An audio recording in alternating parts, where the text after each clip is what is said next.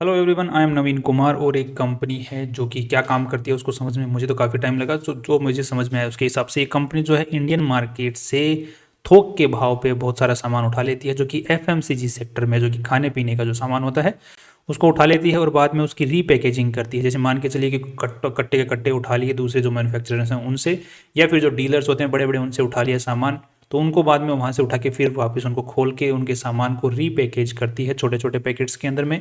जिस टाइप की भी जो बाहर के जो दूसरे देशों के जो लोग हैं, जो वहाँ पर जो डीलर्स हैं, कंपनीज हैं, उनको उनकी पैकेजिंग के हिसाब से यहाँ पर पैक करके उनको भेजती है, बाद में एक्सपोर्ट करती है। तो यहाँ पर समझ में आ गया, माल थोक में उठाया, फिर उसको खोला, उसमें से पैकेजिंग की और बाहर का जो कस्टमर्स होते हैं उनके हिसाब से रीपैकेजिंग की, या फिर कंपनी ने अपने हिसाब से रीपैकेजिंग की और फिर बाहर एक्सपोर्ट कर दिया, बाहर के लोगों को बेच दिया। तो ये एक एफएमसीजी सेक्टर के अंदर में कंपनी काम करती है। सो इसी टाइप का एक काम करने वाली एक कंपनी जिसका आज के दिन नाम है ख्याति ग्लोबल वेंचर्स लिमिटेड। सो यहाँ पर ये कंपनी अपना स्टॉक मार्केट से पैसे उठाने की कोशिश कर रही है। तो यहाँ पर हम कंपनी के बारे में थोड़ा सा डिटेल में एनालिसिस करने वाले हैं यहाँ पर। उससे पहले कंपनी की बेसिक डिटेल्स जान लेते हैं आईपीओ से रिलेटेड। तो 4 अक्टूबर से 8 अक्टूबर के बीच में कंपनी का आईपीओ खुलने वाला है। कंपनी ने अपना जो प्राइस सेट किया है दैट इज़ 99 रुपीज़ पर शेयर और 1200 का यहाँ पर लोट साइज है। तो आपको 1,18,800 रुपये की जरूरत पड़ने वाली है एटलीस्ट। अब यहाँ पर कंपनी जो यहाँ पर पैसे उठा रही है वो यहाँ पर जो इन्फॉर्मेशन है ये काफ़ी गलत है। एक्चुअली तो मेरे को इस वेबसाइट का समझ में नहीं आ रहा है कि इतना बेसिक इन्फॉर्मेशन गलत कैसे डाल सकते हैं। यहाँ पर जो एक्चुअली कंपनी पैसे उठा रही है वो 18 करोड़ 29 लाख रुपए। उसके अंदर में से जो मेनली पैसा 8 करोड़ रुपए के आसपास में है वो तो प्रमोटर्स के पास में उनके खुद के खातों में जाने वाला, जो भी यहाँ पर वो अपने शेयर्स बेच रहे हैं, जो कि अब तक मालिक बन के बैठे हैं कंपनी के, जिनके पास में शेयर्स थे वो अपने शेयर्स बेच रहे हैं। बाकी 18 करोड़ रुपए जो हैं, 18 करोड़ रुपए नहीं, 10 करोड़ रुपए के आसपास में जो शेयर पैसे हैं, जो कि यहाँ पर लिखा हुआ है 10 करोड़ 37 लाख रुपए जो हैं वो कंपनी के पास में जाने वाले हैं। अब यहाँ पर आपने समझ लिया कि कितने रुपए उठा रही है, 18 करोड़ उठा रही है। यहाँ पर 26 करोड़ लिखा, ये गलत है। नेक्स्ट यहाँ पर कंपनी जो है फिक्स प्राइस का आईपीओ लेके, दैट मीन्स कि 50% जो कोटा है वो रिटेलर्स के लिए फिक्स रहेगा। प्रमोटर्स के पास में 87% आईपीओ से पहले मालिकाना हक था कंपनी में, और आईपीओ के बाद में 63% ही रह जाने वाला है। नेक्स्ट, कंपनी क्यों पैसे उठा रही है, तो बोल रहे हैं कि हमारे पर खर्चा तो ज़्यादा है जिसका हम पूरा नहीं कर पा रहे, हमारे पास कैश नहीं है उस खर्चे को पूरा करने के लिए। तो कैश, बिजनेस तो चल रहा है बट पैसा आ नहीं रहा है, वो अटक रहा है कहीं ना कहीं। तो खर्चा तो पूरा कर, कुछ खर्चे ऐसे होते हैं जो कि कैश में ही पूरे हो सकते हैं। जैसे सैलरी देना तो वो तो कैश में ही देनी पड़ेगी, टैक्स भरना हो तो कैश में देना पड़ेगा। तो खर्चे पूरे नहीं हो रहे जिसकी वजह से हमें उन खर्चों को पूरा करने के लिए पैसों की ज़रूरत है। नेक्स्ट, यहाँ पर कंपनी खुद की जो पूरी वैल्यू लगा रही है वो 70 करोड़ रुपए की लगा रही है। That is fine by me. Next अब देख लेते हैं कंपनी का थोड़ा सा और बेसिक डिटेल्स की अगर बात करते हैं यहाँ पर। तो आज के दिन जो मेन करता धरता है कंपनी के, उनका नाम है रमेश रुघानी जी। दूसरे हैं चंद्रिका रुघानी जी, ये काफ़ी ओल्ड एज में चले गए, सो अभी भी यही थोड़ा बहुत संभाल रहे हैं, बाकी इनके बच्चे संभाल रहे हैं इस बिज़नेस को। यहाँ पर अभी भी जो रमेश रुघानी जी, इनके पास में 28% आईपीओ के बाद में भी शेयर होल्डिंग रह जाने वाली है। दैट्स अच्छी खासी रह जाने वाली है। कंपनी के यहाँ पर जो प्रमोटर लोग हैं उनके ऊपर में ज़रूर टैक्स से रिलेटेड कोई केसेस वैसे चल रहे हैं, लिटिगेशन चल रहे हैं। कंपनी के ऊपर में कोई केस वेस नहीं चल रहा है।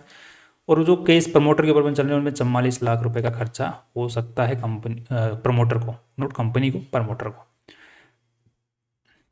नेक्स्ट, यहाँ पर कंपनी जितना भी माल बेचती है उसका 87% जो माल है वो 88% जो माल है वो एफएमसीजी सेक्टर से आता है, जो कि फूड का जो आइटम होता है, जैसे मैगी हो गया, चावल हो गया, या फिर और भी चीज़ें बहुत सारी हो गई, चावल, दाल, आटा, इस टाइप के एफएमसीजी प्रोडक्ट्स। जितने मैगी का मैंने फालतू नाम ले लिया। मैगी भी बेचने, पार्ले जी बिस्कुट वगैरह भी बेचने की कोशिश करते हैं, बिकॉज ये खुद बोलते हैं कि हम नॉन ब्रांडेड और ब्रांडेड दोनों टाइप के प्रोडक्ट्स बेचते हैं अपने यहाँ पर। अगर बाहर से रिक्वायरमेंट है कि हमें पार्ले जी ला के दो, तो यहाँ से वो प्रोक्योर करते हैं और फिर मार्केट वहाँ बाहर बेचते हैं, और बीच का अपना जो चार्ज होता है, मार्जिन होता है, वो ले लेते हैं जिसको भी बेचते हैं उससे। नेक्स्ट, यहाँ पर कंपनी का जो और भी सेगमेंट है जिनसे नॉन एफएमसीजी गुड से 8% का आ रहा है। फार्मास्यूटिकल सेगमेंट में भी कंपनी काम करेगी, बाहर से ऑर्डर आ गया कि आप हमें मेडिसिन ला के दो जो कि आपकी इंडिया में मिलती है, जो कि जेनरिक मिलती है, और हमारे ब्रांड के हिसाब से हम यहाँ पर बेचेंगे, तो आप प्रोक्योर करके ला के दो, तो वो भी कंपनी काम करती है। तो यहाँ पर कंपनी का मेन काम जो है वो एक्सपोर्ट करने का, जो भी बाहर थोड़ा सा बीच में मार्जिन अच्छा बचता हो उसको यहाँ से उठाओ और बाहर एक्सपोर्ट कर दो। अच्छा बिजनेस है, नॉट ए बैड बिजनेस।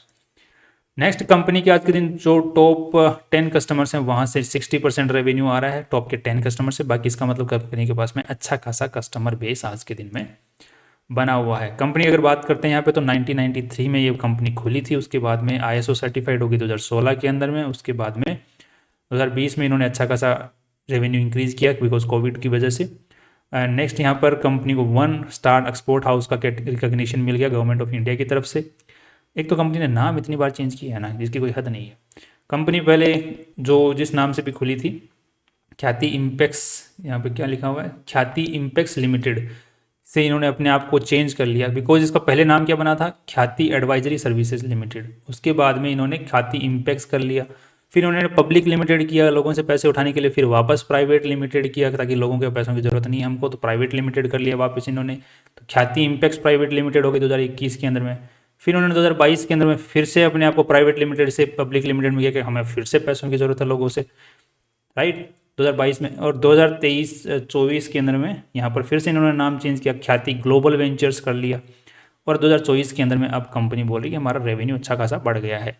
यार कौन पंडित है जो इतनी राय दे रहा है, अब ये नाम चेक करो, अब ये राय चेक करो, अब ये नाम चेक करो, कोई ना कोई तो चलेगा ही। अब लास्ट में कंपनी का ख्याति ग्लोबल वेंचर्स लिमिटेड नाम रखने के बाद में 100 करोड़ का मार्क क्रॉस हुआ है, तो आई थिंक अब खुश होंगे शायद।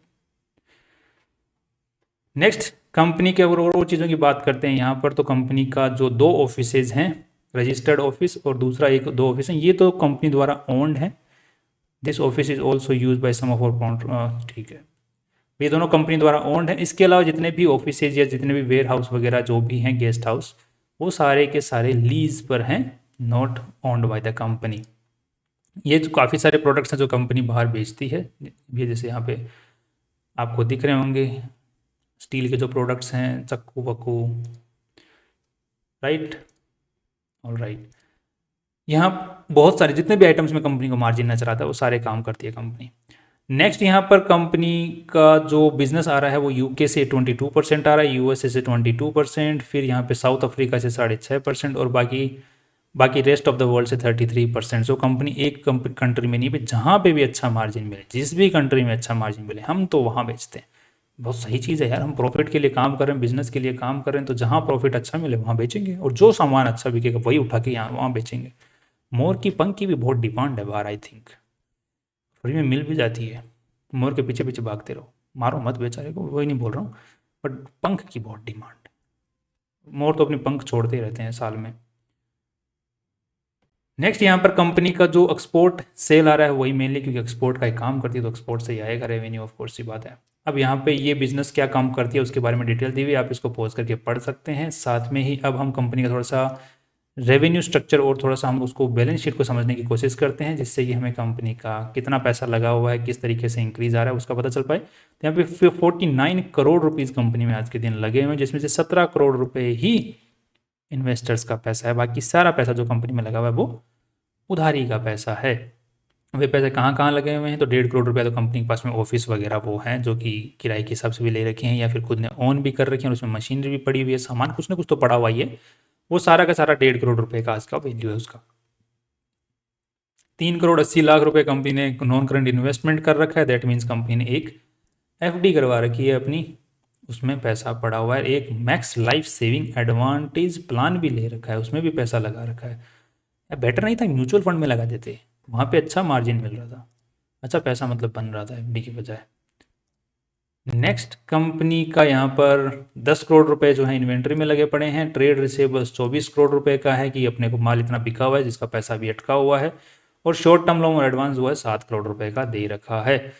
सो बैलेंस शीट तो ठीक ठाक है। और यहाँ पर अब लोग थोड़ा सा रेवेन्यू किस तरीके से बढ़ रहा है, तो यहाँ पे 93 करोड़ 2003 का जो रिजल्ट था उसमें 93 करोड़ का मैं माल बेचा एक साल में, फिर 103 करोड़ रुपए का माल बेचा 2024 में, और बाद में 3 महीने के अंदर में कंपनी ने 26 करोड़ का माल बेच दिया। दैट मीन्स कि इस साल भी थोड़ा बहुत इंक्रीज रेवेन्यू में आने वाला है। नेट प्रॉफिट की बात करते हैं यहाँ पर, तो 2 करोड़ रुपए 2023 में कमाए, फिर 2.5 करोड़ रुपए कमाए, इस साल कंपनी लगभग 3-3.5 करोड़ रुपए के आसपास में टच कर जाएगी। दैट मीन्स नेट प्रॉफिट्स भी ठीक ठाक कमा रही है, राइट। तो अब ओवरऑल एक बार देख लेते हैं कंपनी के रेवेन्यूज़ को देखते हुए। कैश फ्लो की अगर एक बार बात करें तो कंपनी कैश फ्लो नहीं कमा पा रही है, दैट इसीलिए तो कंपनी बोली कि हमें वर्किंग कैपिटल रिक्वायरमेंट की जरूरत है भाई। खर्च पैसा कमा रहे हैं बट पैसा आ नहीं रहा है हाथ में, तो पैसा आ नहीं रहा है तो तभी तो हम आपसे पैसा उठा रहे हैं हर IPO के थ्रू। तो ये दिख रहा है कैश फ्लो के अंदर में कंपनी ने जो है यहाँ पर देखो नेगेटिव में बैठा हुआ है, क्योंकि जो कंपनी के मांग तोड़े थे, मतलब जिनसे कंपनी ने माल उठाया था इंडिया के अंदर में, उनको पेमेंट कर दिया, ज़्यादा पेमेंट कर दिया, राइट। अब खुद के पास नहीं बचा, तो खुद के पास नहीं बचा तो आगे का बिजनेस नहीं चलाना, कि आगे का बिजनेस चलाना है तो फिर पैसा की ज़रूरत है। तो कंपनी ने अगर पिछले सालों में कुछ देखा जाए तो हर साल ही कंपनी का जो कैश फ्लो है वो नेगेटिव में रह रहा है। That is a very bad thing, because cash flow अगर नेगेटिव में रहता है हर साल, तो कंपनी को फिर लोन भी हर साल उठाना पड़ रहा है। लोन हर साल उठाना पड़ रहा है, दैट मीन्स कंपनी को इंटरेस्ट पे करना पड़ रहा है। इंटरेस्ट पे करना पड़ रहा है, इसका मतलब कंपनी का जो बिजनेस जिस स्पीड से ऊपर बढ़ना चाहिए उस स्पीड से ऊपर बढ़ नहीं पा रहा है। तो ये नेगेटिव है कंपनी के फ्यूचर को लेकर के।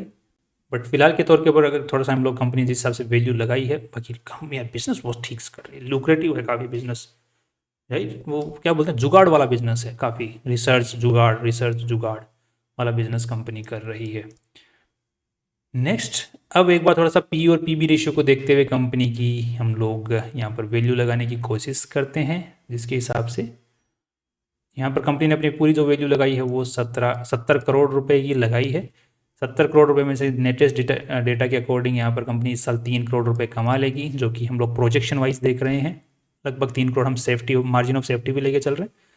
तो यहाँ पर उसके हिसाब से 3 दैट मीन्स 23 का पी रेशियो निकल के आ रहा है, that is on the higher side. But still इस टाइप की कंपनियों जिस हिसाब से ग्रोथ दिख रही है यहाँ पर, क्योंकि पिछले 2 साल पहले यहाँ पर इनका 2 करोड़ था, इस साल 3 करोड़ हो जाने वाला है, दैट मीन्स 50% की ग्रोथ है हर साल। तो उसके अगले 2 साल बाद में कंपनी का जो 4.5 करोड़ हो जाएगा, 4.5 करोड़ के हिसाब से 70 करोड़ की वैल्यू निकाली जाती है। तो यहाँ पर कितनी निकल के आती है, 15 के आसपास की निकल के आती है, 15 से भी कम, राइट।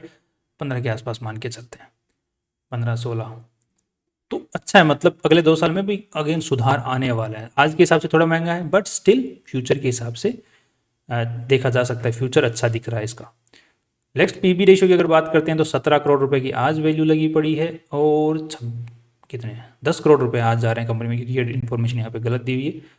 सो 10 करोड़ रुपए आज और जा रहे हैं, तो हो गए 27 करोड़। 27 के हिसाब से अगर 70 को देखोगे तो यहाँ पर लगभग कितना 2.7 के आसपास का पीबी रेशियो निकल के आ रहा है, जो कि अगेन थोड़ा सा हायर साइड में ही है। इसीलिए तो प्रमोटर लोग यहाँ पे बेचने की कोशिश कर रहे हैं अपने शेयर्स, कि यार इस प्राइस के ऊपर में ये बिक जाए हमारे शेयर्स, कुछ हम भी जेबें भर लें तो अच्छी बात है, राइट। दैट्स ऑल कि मैं इस कंपनी को लेकर के लॉन्ग टर्म में पॉजिटिव हूँ, शॉर्ट टर्म में थोड़ा कम ही पॉजिटिव हूँ, बिकॉज स्टॉक मार्केट क्या है, भी थोड़ा हड़बड़ा रहा है। अगर ये थोड़ा हड़बड़ाते अगर थोड़ा सा नीचे गिर गया ना, तो इस टाइप की कंपनियाँ थोड़ा सा एक बार धूल चाट सकती हैं शॉर्ट टर्म के अंदर में। लॉन्ग टर्म के हिसाब से हमें थोड़ा हो सकता है कि थोड़े सस्ते में प्राइस इसकी मिल जाए। तो शॉर्ट टर्म के हिसाब से थोड़ा सा हम नेगेटिव, बाकी एक बार को लिस्टिंग गेन से आपको मिलने की उम्मीद दिख सकती है, वो उसके बाद हवा देख लेते हैं, हवा किस साइड बन रही है जीएमपी के अंदर में।